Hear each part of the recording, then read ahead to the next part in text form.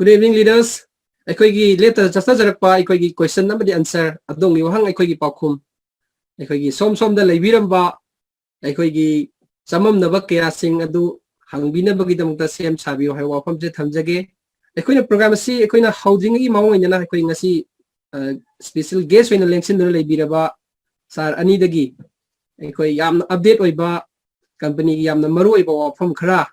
han bagi ina koi sar sajikandana thambina bagi damukta matamasi koi sar sajikandana sinajagi Agatari Sar Deepak Chandrabu Han Matang Asige Sigum Laba Facebook live session Nasibu Yang Bidi Banung Sidaba viewers the listener Kutimapu Tasila Mimna Kurunjari Sar Deepak Nasupan Bikre Agi Saitiki Supanjari Arangasi Amnakan Hona Zabani and technically issue Amati weather problem say Patabanamara Moiraga Mayam Mapam Dai Koi Narangi Nimita question and answer session Nasi Pantupangam Zakidre Madugi the Magwaro Biroy. Yes, handaki oiba company ki up to date oiba information khak mayam da ahan bagi oina thamjage maru oina ekhoi chaliba August month hairiba August month asigi matung da lakadori September months asidagi koige company ki chaliba policy chaliba program asi khar changing soidana maki lakragani hairiba changing sing asigi manung da hojibabu da yamna kanna khanariba changing asi ekhoi ki Economic crypto unit Haidana Lady by Yoliba, EIP ki Thoramasi, Equigi, Evkiway Abagi chances lay, Aduga, Equigi, Ugan, Umada, Uganda, Unzen Gibayabagi, Monga Mayam, the town of Ubale, Hybrid Simak Poirani or Taurani, Hybrid the Makti, Equigi Saturday, Tongan by Equigi somebody will be in a close meeting as in Balapada, so in Namaki and Risar Masatola, Harakani, the way Equigi. Khangzaba knowledge Khangzaba Paugi Matung in the day crypto unit program say lab kraga koi crypto unit si amuhanna koi mamang dagi saija baduni meno ina mayam no work to bioge kan hard work to bioge hai taragati August man sida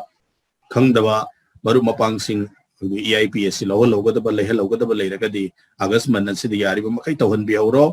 aduna September months tagi de ekoi leiba si phangi da ba yabagi kongpham mama EIP si yolak ta bagi phifam mama lei adugi matung dagi ekoi gi UGN oina program se muk chance to way abagi chances lei aduga ekoi gi oiba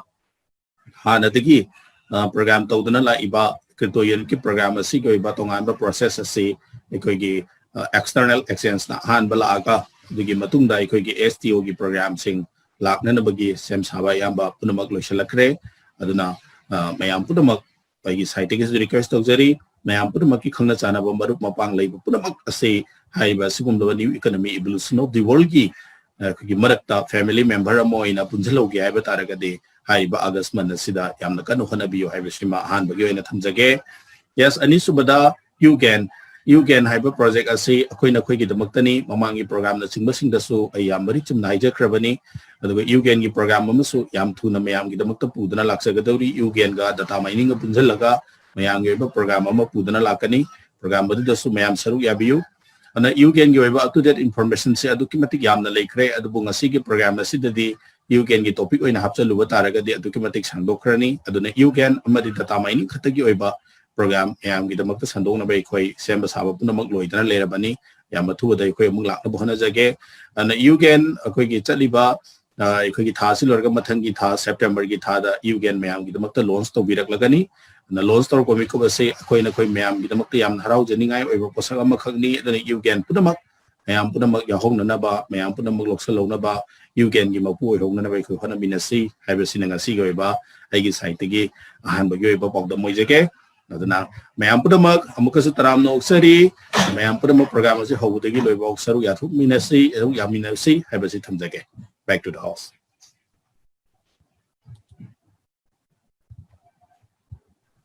Thank you, sir. Yam nungay tasing na ako'y ilaiba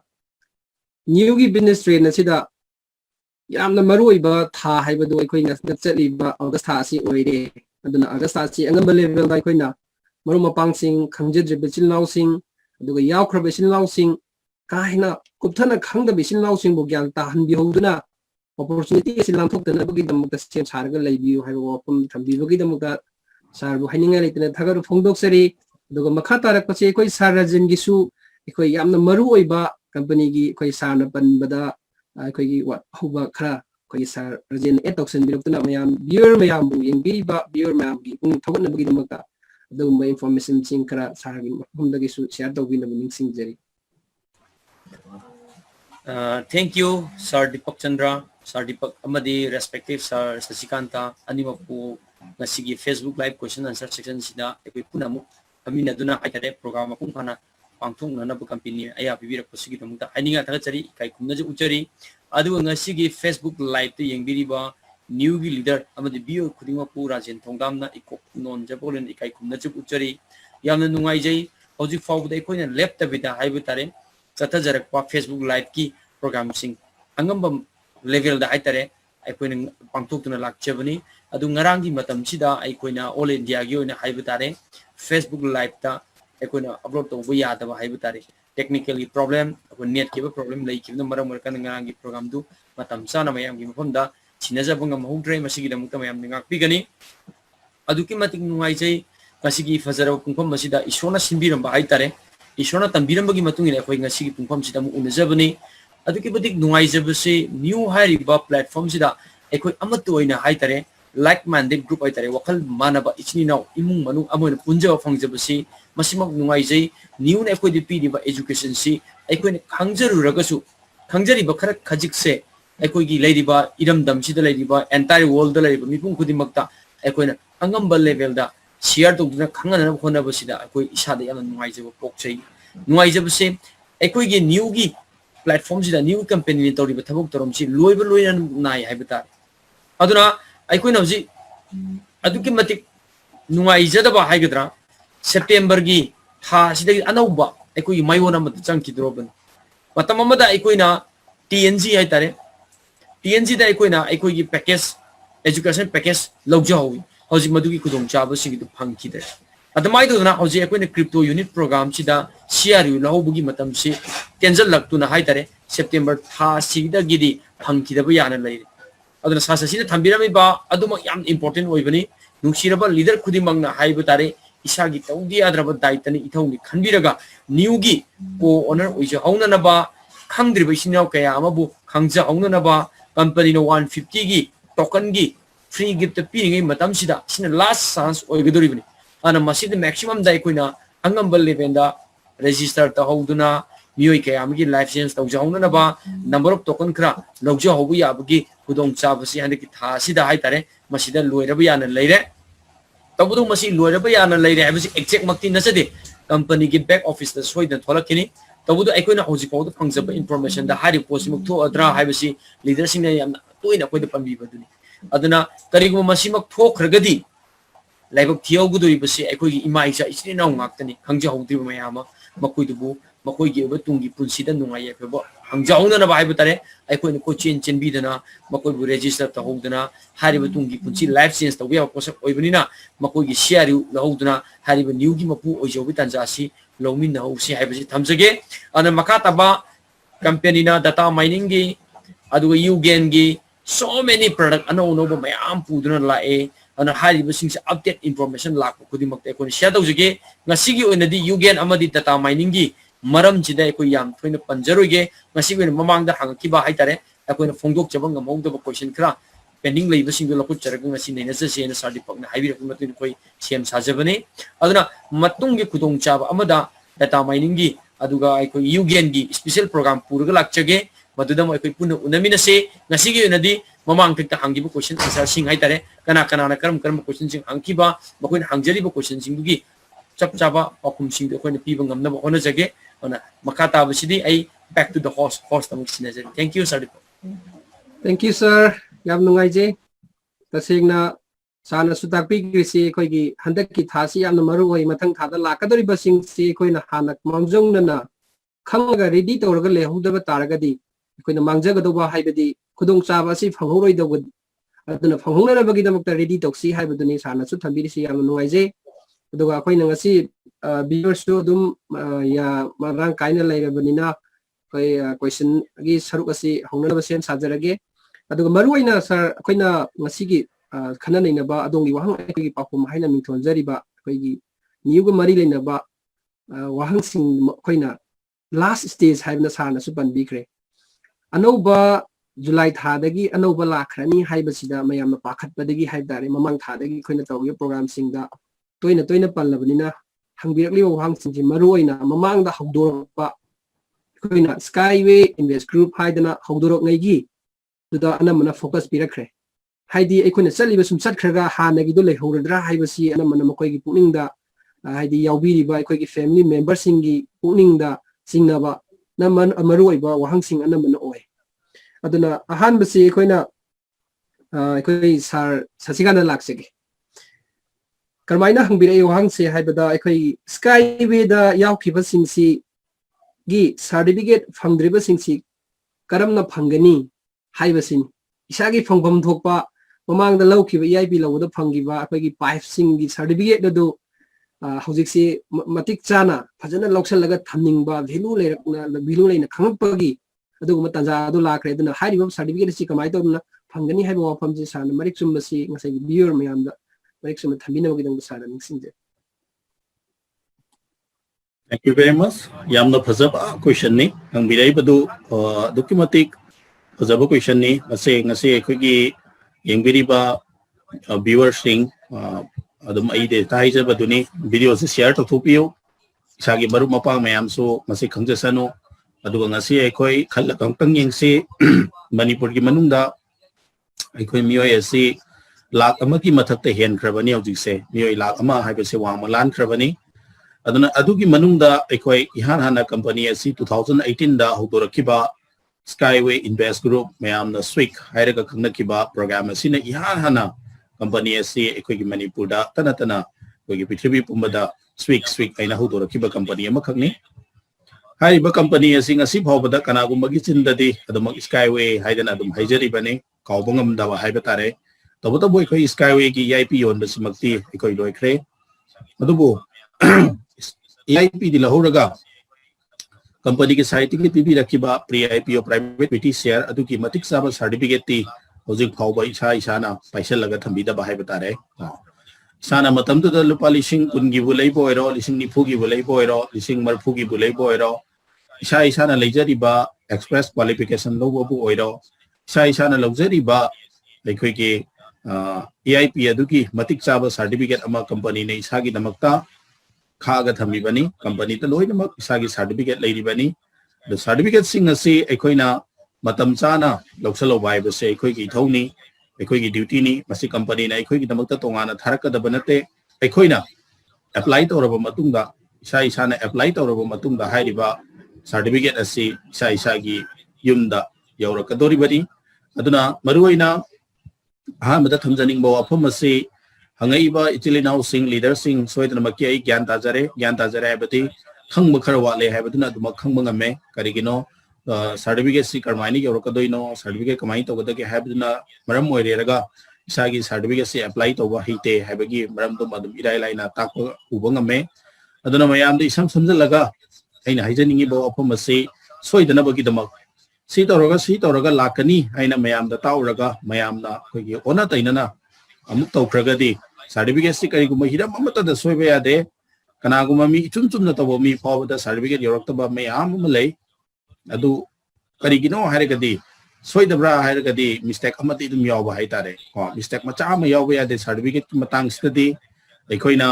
certificate lawdunge gi mamang da ekoina aadhar da hakkiba ekogi address full address aadhar da kamaina submit tawgi ba ekoina ming janma kanda kamaina submit tawgi ba haibna chingmagi maram do aadhar da leiri ba du totally chap manana men bama khaksangi aduga ekogi londa da kari kum sometimes kena bakhara dumag yawi aduga ma men thu men jindu soigi ba taragati hairiba certificate ase lakpangam dadana leigadoini aduna certificate sing ase isa na hojik loksan magi matam budi oire matam abu matik sarabani hendo obani nahana certificate si pai dana isa gi yam section thambi ba matam oida bani aduna kana gumati ekogi swikta share manga taruk leiba share tara leiba mi bhawa yauri bani madu punamak sing adu isa gi certificate sing adu loksan dana chetna pondana thambagi matam ni hojik se aduna certificate ase isam mongda ekogi manipur gi hojik leiriba lockdown gi problem ase hek loibaga ekoi office hangna na bai khoi yam thuna hona jarakani aduna office se hek hangba matamda Skyway gi oina swik gi oina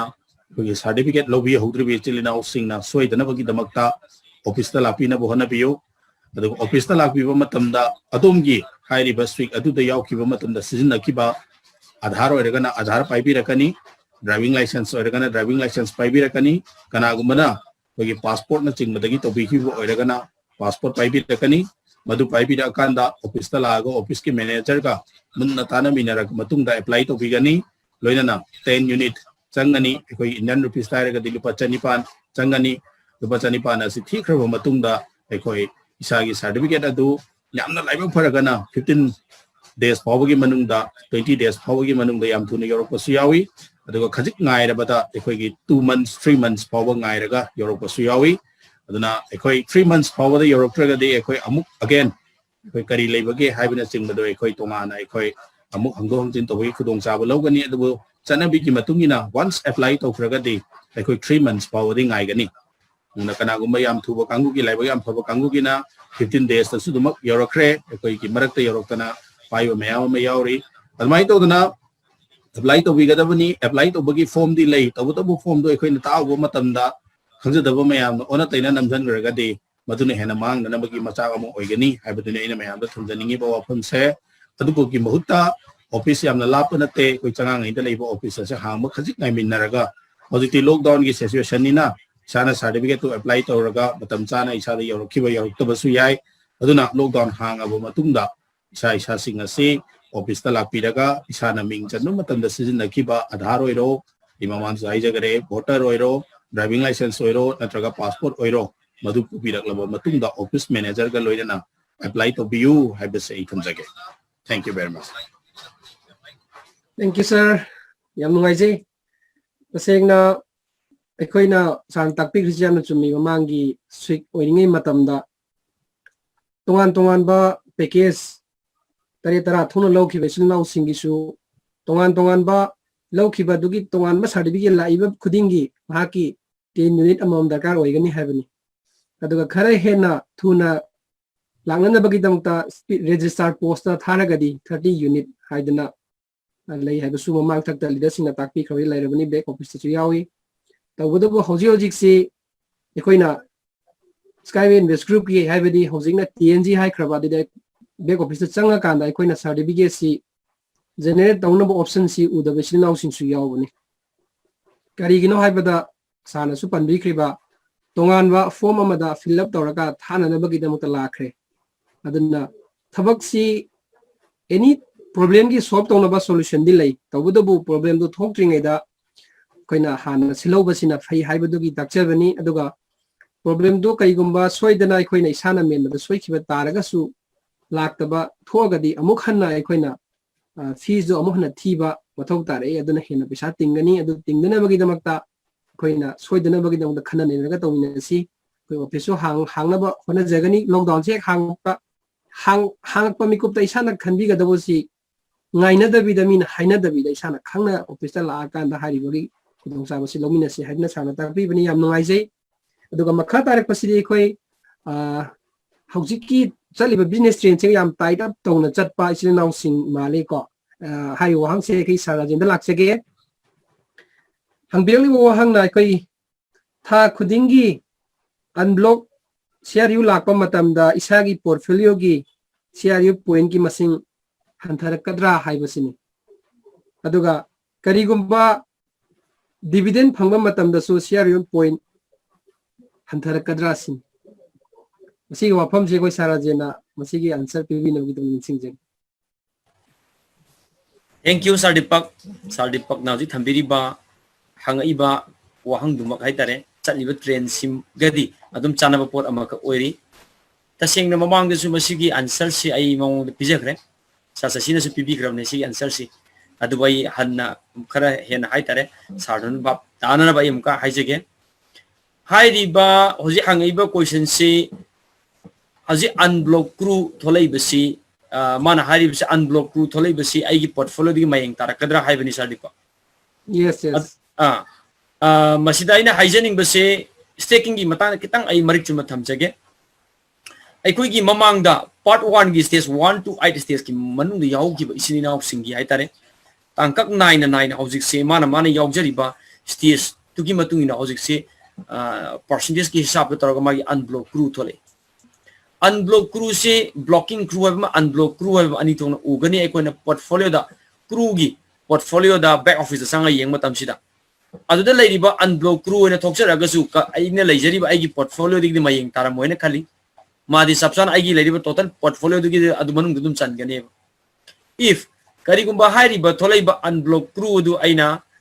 internet exchange तौ थोकरे नत्रगा beating platform थागला bit तौग्रेने खलसी मदु इतदी आइन थोलैबा unblock crew सी हौजी आइना sell out तौगिबा चपमाने कनागुंबा मियो दियो थोकि ताडी आइगी लेजरिबा नंबर ऑफ पोर्टफोलियो द लेजरिबा क्रू मसिंग हंथगिनी मदुत ओइबा तारगदी एंगोंदा अदुकी मति मांगजे हाइबा तारे हौजिक से आइगी पैसा अचिन खर खक्की हाइ तारे अचिन पैसा खर खक्की दमकता हौजिक एकोगी न्यू कंपनी ना पीबी रेबा अनब्लॉक क्रू अमगी वैल्यू से 0.25 सेन दले अदना 0.25 सेन से अइन 100 शेयर यू से एक्सचेंज तौगी मतन ने फंगदुरी बा यूनिट ओनली 25 यूनिट ककन अपिक पे अमाउंट अना so many international की अफावा लीडर मयाम ने कोई दिया तोइना तोइना जूम मीटिंग दा वेबिनार दा summary close meeting ताकपिरी इसागी थोलैबा unblock crew से अइना सेल आउट तौखिबा याबई खुदोंग चाव पिरागसु मजु तौगनु हयेंग एसटीओ चंगा कांसिदा मागी वैल्यू याम चावरकनी मतम दो तंगाई फदरगसु अकोना सेल आउट तौ हाइबनी अदुबो ngasi makta hai tare all india gi director harvinder singha hari na su tapiram badumakni kaidong nungda aigi tholaiba unblock crew si mangan ge haina khanganu madu nangi sanagi marum kokpi yenbi amani haina logudabani hen thambiram kari gi no madudi sanagi marum kokpi yenbi haibisu sanagi jirum kokla kaduri madu aikoina beating tawbugi haina bigi nakan je thadoga hai tare aina staking tawbugi haina bi da thamjalo अकोना खंगदबसे staking तौकिबा मतमसिदा आइगे लेजरिबा portfolio से साउथोरकना बय अचो value अमकने लंबी अमकने हौजिक से आइगे लेरिबा पोर्टफोलियो याम पीएन खनसे से कनागुंबा स्टेज ऑफ पार्ट 1 गी स्टेज 7 8 तला हो बयसिनी नाउ कया अमगिदी मागी वैल्यू याम पिकना बनी शेयर याम पिकना लय हाइतारे मदुगुमना पोर्टफोलियो पीइबसिंदु पोर्टफोलियो चौथोक चाहोना मागी नंबर ऑफ क्रू हेना फ्री ऑफ कॉस्ट तांजा होना कंपनी ना तांजाम का पीबीरकोनी स्टेकिंग है कंपनी की डिपो अकाउंट दा संजरकानसिदा अनब्लॉक क्रू होइना शेयर होइना फंगदुरिबा तो अदु इतादी कंपनी ना अकोइदे करी हादि न्यू ना अकोइदे ताकपीदिबदि करिनो अगी थोलैबा अनब्लॉक क्रू सिंसे आइना करिमु ngamjadana स्टेकिंग दा 1 लाख शेयर योग थोकरे न खलस एग्जांपल 1 लाख शेयर योग थोकरे 1 लाख शेयर इदु आइना 24 month staking तव मतमदा each and every month खुदिंगी आइना फंगदुरिबा अनब्लॉक क्रू से 2.5 नेबा अदो इतादी 2500 शेयर यु फंगनी हाइबनी मरुपसा को लीडर सिंह आइना हाइजनिंग से 2500 शेयर यु फंगनी मधु ओइतारगदी आइना थोलैबा आइगे अनब्लॉक क्रू दो आफ्टर S2 गी मतुंगदा 1 share equal to लाइबक फदना $1 and above the line and खलसी क्वाइली पिपदा $1 द लाइन खलसी को अदो इतादी शेयर यु अमगी value $1 द लाए मतम द आइगे अनब्लॉक क्रू से 1 लाख से स्टेकिंग तौरमनी अदुगा स्टेकिंग तौदब खरमसु लेहौरीबा अदो 1 लाख शेयर यु स्टेकिंग तौगिदा 2.5 means 2500 शेयर यु फंगदुनेबा 2000 शेयर यु दु आइना आफ्टर S2 गी मतुंगदा external exchange तब तो कंपनी ने 1 share equal to $1 लेपदी आइना था खुदिंगी स्टेकिंग तब थोलैबा आइगी शेयर इदु खतंग सेल आउट तबदा यारे हैबनी मियोइदु इंडियन वैल्यू दो ऑनथोपन अदुकी मतिक फजरने बा याम फजब इनकम म लाख बिया हैबनी अदुदगी अमुसु आइना मधु सेल आउट तबगी महुता एक्सटर्नल एक्सचेंज की थ्रू दा थादो किबगी महुता कंपाउंड इंटरेस्ट सारगे हाइदन अमुक आइना थोलैबा 2500 तो अमुक रीस्टेकिंग तौबु याय हाइबा थोलैबा अनब्लॉक क्रू दो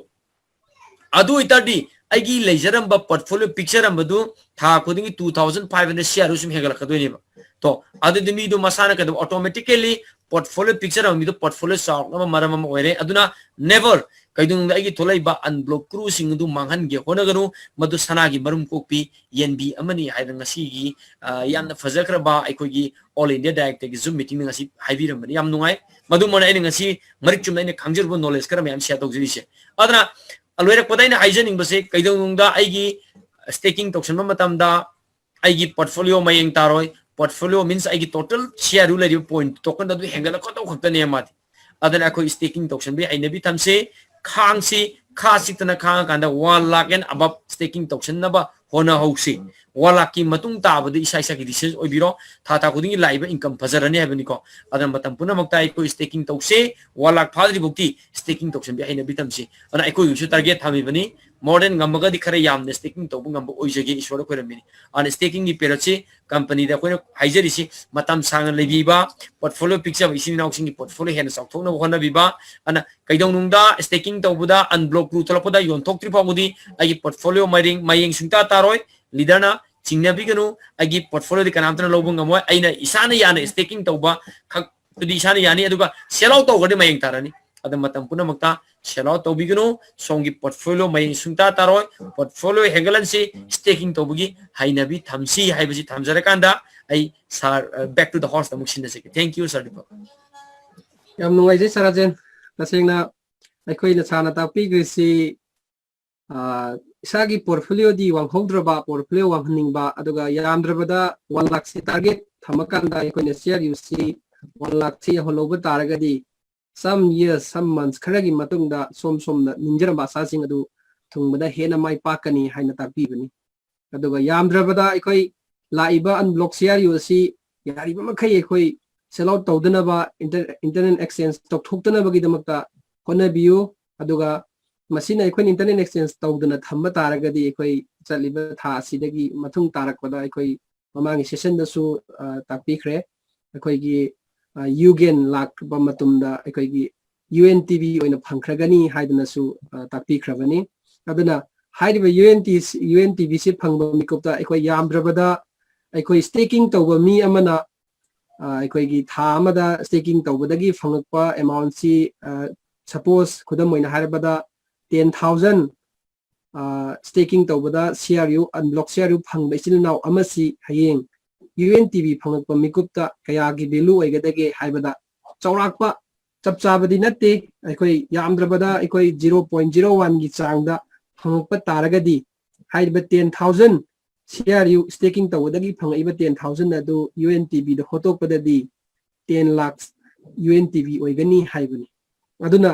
aikoi yariba makai staking tawbagi habit to thaminasi aduga yamdrabada warsu wana aikoi yamdrabada tha taruk tagi tadana staking tawba taragadi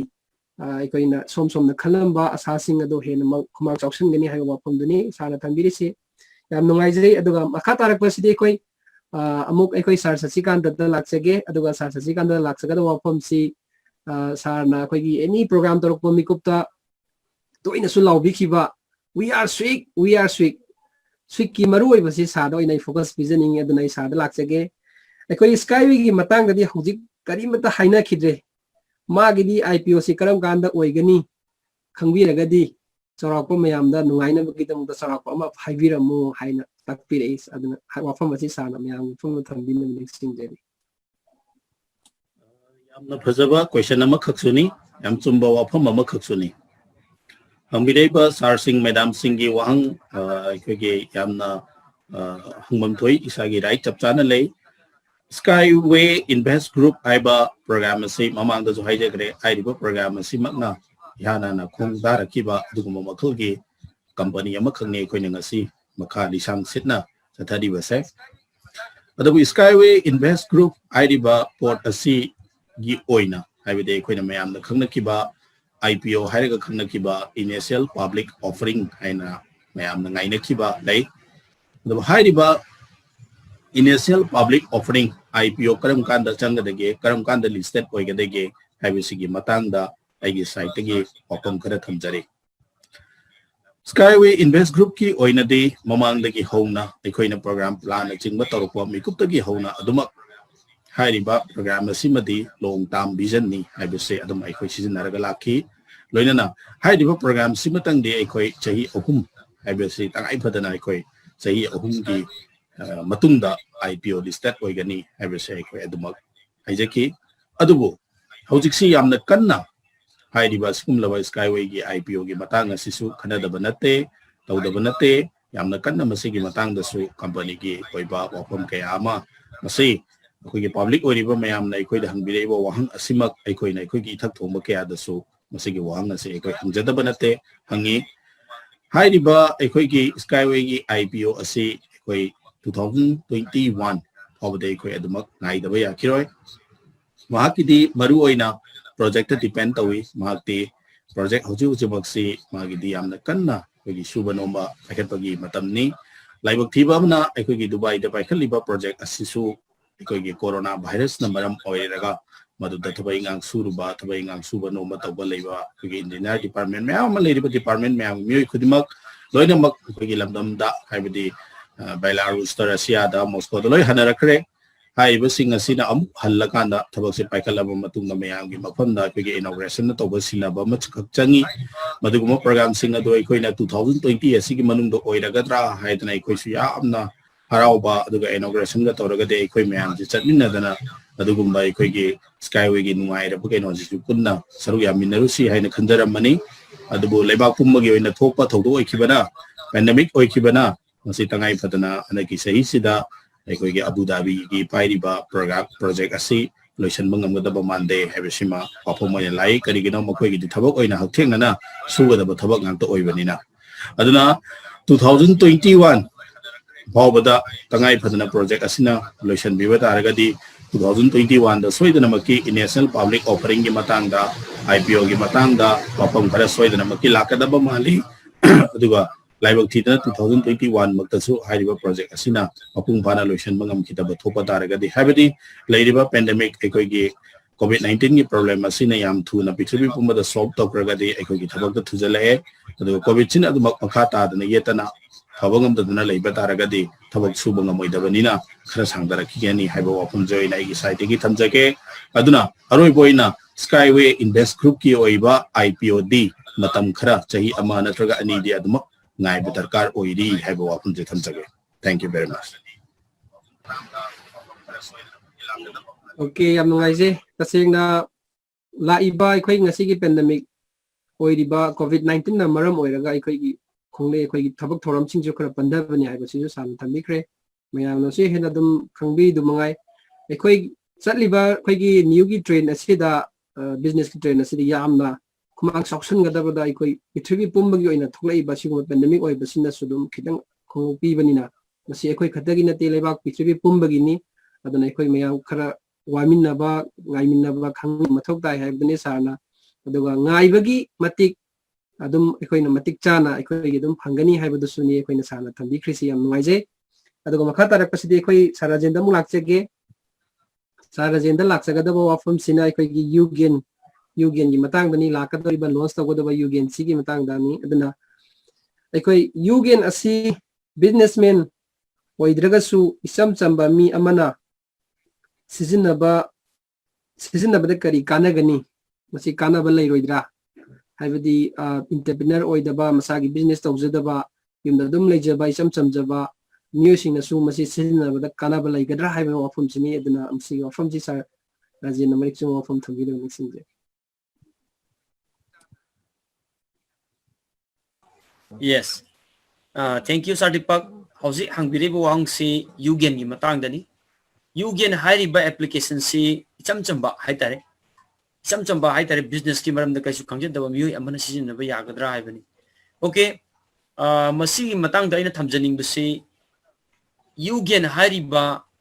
application si adung ba digital marketing media hai tare. Digital akhoi gi internet ta based ba. अखोई electronic media मखलम social media अमखंग से अखोइना Amazon Snapdeal दगी अखोई ma'am लेग्रे high तारे सुगुम्बगी मरक्ता अतुमनबा अखोई platform मन युगेन्स अन युगेन हाइरिबा सुगना सोशल मीडिया सी हाई ईच एंड एवरी मिपुम खुदी मन सिजनबा यागनी अन सिंपल पर्सन हाई इचम चंबा अखोई मियोई खुदी मक हाई तारे हौजी ऑनलाइन शॉपिंग द कोई पोट लाइनरी स्माइल दो सिजनगन तबदबो हाइरिबा मिसक्सिना कानागदुरिसे मा तसिंगना कैशबैक लै मंगोंदा युगेन की एप्लीकेशन सिनागा मा ऑनलाइन द पोट अमा चेलेने कलसी मंगोंदा कैशबैक लाकन अदुगा मयामना लैनबा मतम हाइतारे डिस्काउंट प्राइस मा अदुम फंगनी स्माइना मा अदुम कानाबा मासागी ओने फंगनी अदुगा थोइदो इंदोना इफ करिगुमा माना हाइतारे सिगी लमसिदा युगेन हाइबे एप्लीकेशन सि यामना फैने कैशबैक सु फंगी और डिस्काउंट अहोंग मोमन द कोइन दुम लैसे बियाई हाइरगदी मागी फ्रेंड सर्कल अन माना रेफरेंस लिंक से थारब तो अदुगी मतमदुदि मासु मौंदसु कानाबसु लाक्कदु अदुबो हौजिक यामना कानारिबदि करिनो अहानबगी ओइना VIP यावबो मी खक्तद खुदोंग चाव पिरकदुरी अना 1000 पार्टनर्स हाइबनी हौजिक कंपनी ना अहानबगी ओइना ट्रेनिंग यावर कांदा हाइरिबि युगेन एप्लीकेशन की खुदोंग चाव पिगदुरीसी अदुगा मागी एप्लीकेशन मागी प्रोडक्ट सेल आउट तोबगी राइट पिगदुरीसी 1000 पार्टनर्स हाइबनी अना हाइरिबि युगेन की ट्रेनिंग मतिक चाना यावर कांदा मागी सीजन फम कमाइन एप्लीकेशन से अप्लाई तौगनी खांगा मतुंगदा मी अतोपदा मोंग तना हाइरिबा मियोसे ताकपंग मबरा हाइबिन चिंगि ट्रेनिंग के एम्पीर कांसिदा युगेन प्रोडक्ट से योन बी राइट मोंग पिरकदनी अदुगुमलबा मियोसिंग खक्तदा अहान खुदोंग चाव पिगनी 1000 पार्टनर है तारे अना एकोई खुदिमक न्यू द लेरिबा खुदिमकना 1000 की पार्टनर से की मनुंग चलौना न बखनाउ से थोइदोना मखोइ द अहेनबा अपॉर्चुनिटी में पिरकदुरी है तारे तो अदुगी मतुंगदा 1000 पार्टनर से खल्लब मतुंगददी मागी सीजन फम क्रमाइन एप्लीकेशन डाउनलोड तौगनी क्रमाइन डिफरेंट रिंग पिगनी हाइबन चिंग माई काना बसिंग से ममुताना खंगब मतुंगददी हाइब मी सिंग से ताकवी तंबीबदगी मियोई कया अमसु एफ सिजन बियारकदुरी मतंदुददी एफ तो सीजन मतंद 1000 पीपल द माना रिफरेंग पिरग सीजन हलिब मी सिंग से मकोइददी अदुकी मतिक कोने एक्टिव इनकम मसाना जेनरेट तौना खुदोंग चाबम लाक्रने अदुमाइ तौदना लाकनी अदना सिंपल पर्सन सिंग सम नायरकंदा से मेडिकल लाइन द लेबल सिंग शॉपकीपर्स की दुकान मसागी ग्रोसरी शॉप हांगबगुंबा ऑनलाइन की बिजनेस तौबा मियोइ सिंग दने हेन खुदोंग चागनी हाइतारे अहोंग अचाउ पोसेसि मयाम न फंगबनी माना चेंजरग मयुमदा बिजनेस अदुम एक्ट तौजबसु यारे हाइतारे सिंपल पर्सनल मयुमदा लेने मागी प्रोडक्ट एडवर्टाइज तौबि खुदोंग चाबसु माना फंगजगनी मासे सेल्फ एंटरप्रेन्योर नेम खलसी मसागी ऑन फैक्टरी मा प्रोडक्शन पुथोकांदा माजु बिजनेस ओमी मगदी मागी प्रोडक्ट तो युगेन की एप्लीकेशन से मरम होगी एडवर्टाइज तौरगा एंटायर वर्ल्ड दा मागी प्रोडक्ट से लोइना खंगनबा सेल आउट तौबि खुदोंग चाबसु मा फंगनी अदुगा हाइरिबा युगेन एप्लीकेशन मरम वर्गा अंगक पैसिव इनकम तांजबसु यागदुरी अना खुदम मेडिकल लाइन दे लेबिसि नाउसिंग ग्रोसरी की शॉप फंगबसिंग ऑनलाइन की शॉपिंग हांगबसिंग अदुगा मसागी एनो सेल्फ एंटरप्रेन्योर बिजनेस तौजब मियोसिंग मकोइदने हेन कानागनी अदुगो मीसिंग दे हाइरिबि युगेन की एप्लीकेशन से मोइना हिंग सिना कोनमदा थोइदो इदना कानारिबा अतै दि हेन मोइन एडवांटेज सेन पंगनी हाइतारे अना लोइना सिनबे यागनी सिंपल पर्सन के लोइना मा तौबुदबु अहान बगी ओइनदी 1000 पार्टनर खतद कंपनी ने खुदोंग चाव पिरकदोरी अदुगी मतुंग दे स्टेप बाय स्टेप कंपनी तम तमना कंपनी की बैक ऑफिस ता हापकदोरी मतम दु खुंगाई मिनकी से अदना एकोई अहान बगी ओइना हाइतारे हारिबा एप्लीकेशन से लहोननबा मपु होननबा 1000 पार्टनर की मनुंग चननबा होनाउसी अदु मखा तरकपदा अदुम सिंपल पर्सन सिंग रोइनी यारकनी अहान बगी खतंग तंकक नाइन हाइतारे कंपनी ने VIP पर्सन सिंग हाइतारे अदुन मखोइदे खतंग खुदोंग चाव से पिरकपनी सिंपल पर्सन सिंग अदुगा हाइनिंग पपंजकीबा मियोइ खुदिमगना लोइन सीजन यागनी मकोन सीजन कैशबैक फंगनी डिस्काउंट प्राइस पोचे ले फंगनी अदुम अकोइन अतोतोब कंपनी फंगजरीबदुगी हेंदोना मोइना कानाबसिंगी फंगनी सर्टिफिकेट समाइना थमजगी थैंक यू सर तसेंग युगेन सिटी अदुमति कानबा city ngairaga leigadawa aikoine ready torakanda leigadawa yamna kanaba F हमने अदुगा मसी इंटरनेशनल की लेवल दा अकोइना तौजरीबा एनी पिकेरा चावगेरा अकोइना तौजरीबा बिजनेस पु आइगेरा अदगी टीचिंग मेथड पु आइगेरा अदु आई हाइजबा टैलेंट पु मयाम शेयर तोरकाना योन बबु आइगेरा अकोइ यामना कानबा अदुगा प्लेटफॉर्म अमनी एडवर्टाइज की दमक पैसा संग्रबा अदुगा ऑलरेडी अकोइ फैमिली मेंबर ओइख्रबसिन नाउ सिंसी लोइनबा युगेन दा सिजनरकदबा मरम ओइबनिना अकोइ तोंगाना अमुक अकोइना मी कस्टमर थीरबा मथौ ताद्रबा अदुगा प्लेटफॉर्म अमनी हाइना साना तापीबनी अदुगा इसम समजबा अकोइगी न्यू दा नौना यावजबा अदुगा पैकेज याम चाव लौद्रगसु हाइबा युगेन की एप्लीकेशन सिनबदगिसु तोंगानबा ममांगदा फंगिदबा मयामदगी हेना अकोइना हेना फंगबा याबा अदुगा प्लेटफॉर्म अमसु ओइ हाइना साना तापीबनी याम नुगाइजे तमना युगेन लॉन्च तरपंगाई मिनसी युगेन जथु मतमदा लॉन्च तरani हाइना सु मयाम तंबिख्रे मथंगी था हगुलकपा चयोंदगिना डेट 15 फाउगी मनुंगदा सुंसोय सोयदना करिगुंबा लॉन्च तौननबगी दंगदि सेम चार्जरी मसिदा तौरगदि मिबुं कुदु यावमिना शेयर वफुंजी थमजगे अदुगा मखा तारपसी कोई अमुक सरससी गानदा लाक्सेगे इखोयगी ममांगदा हौख्रबा इखोयगी डाटा माइनिंग की मरम हंबिरपा वाहंगनी हंबिरली वाहंगना डाटा माइनिंग यावरगा एक्टिवेशन ओइदबा सिंगसी कमाइना तौगनी अदुगा डाटा माइनिंग की दी पैसा फंगबा हौरब्रा हाइबा वाफम सिनी अदुना हाइबा वाफम सि कोई सरसची कांदना मियाम दो मरिक सिम थंबिना मनिक सिंजे ꯌꯥꯝꯅ ꯐꯖꯕ ꯀ꯭ꯋꯦꯁꯟ ꯑꯃꯁꯨ ꯂꯥꯛꯈ꯭ꯔꯦ ꯌꯥꯝꯅ ꯅꯨꯡꯉꯥꯏ ꯑꯁꯤꯒꯨꯝꯕ ꯑꯩꯈꯣꯏꯒꯤ question and answer gi session da yamna mamal yamba yamna fajaba question hangbirakpase yamna thagachari maru mapang sing member sing leader sing hainingai leitana thagachari sigumba program si sawatpidana program asida domgi khangning question hangbirakpa haibase dokibatik hainingai leitana ekoi ahumgi site gi thagachaba phongdoksari makhatana sigumba question sing asi hangbirau tawjariba program ase mayamgi damaktani mayamgi pungning loksing oihognabagi damaktani ana hangaiba question asimaksu mioi amana ani na hangboiragasu asi yengiba viewers kudimaktadi pungning loksing oihogadoini aduga aina mamangda sudum bar haijaba toina sudum panjaba duni yama makai video se share to thopio video share to thopa kawbiganu adongi hairiba inbox ta so hairiba video se lehenbiu loina adongi maru mapang tinazari bu khuding makna ekhoina tawriba program se kadino haibase toina hanganba toina thengnan bi bas makhak changi sibu kawi data mining seng hairagadi ekhoi gi oibadana Facebook ki data mining di karino ekhoina share to thopa aduga mituna ekhoida hangalakwa karmai to program no sibo karmai to rino sibo network la karino masi toina to isigi program se kari program oira jano haina isada hangalpodo madubu kai kawi ekhoi gi oibadana data mining haijadun adumai tawdana hangbiraiba question gi matungina yes data mining karmai tawdana activation tawgadaba no data mining activation tawnanabagi damakta ekhoi yamna maruoiba account amakha hana ekhoi hangba darkar oi hairiba account se LinkedIn account hairaga khangai isagi LinkedIn account ama kari gumada leitaba thopa taragade isagi data mining loraga su data mining gi potu activation oiba yaroi doini aduga company gi site gi isagi oiba activation code ama tharakpani hairiba activation code ase isagi email da lakani